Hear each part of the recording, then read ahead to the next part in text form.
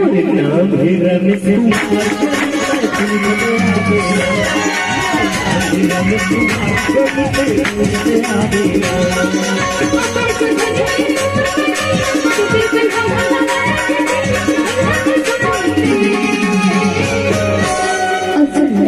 बताना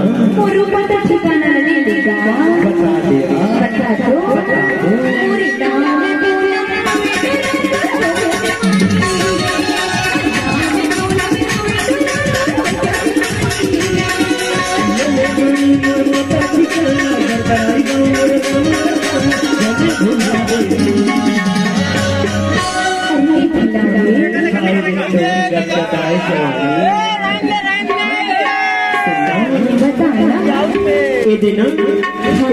साथी घर बता दो वो साउंड वाले के नाम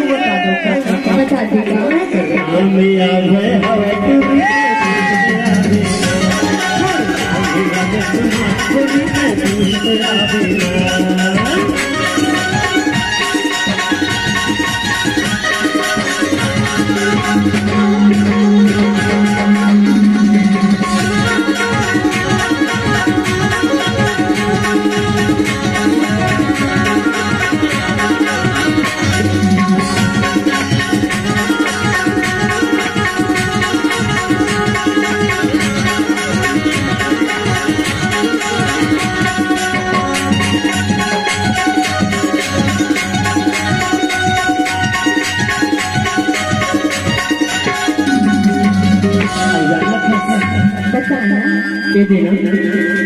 जब मैं तूला देखे बंदोरी हाँ तो सीटी मारा लगा अरे नमला नाम भूख लागे लगी सही तब तो कहते हूँ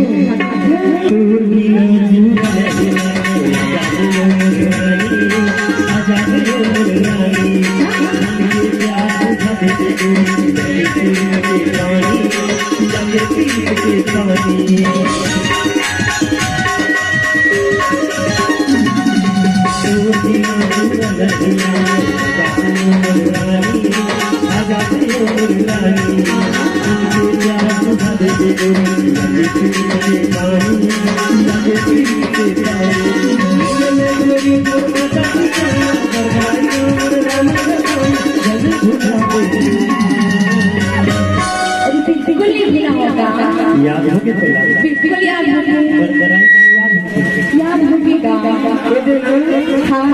तो यहाँ से चल रहे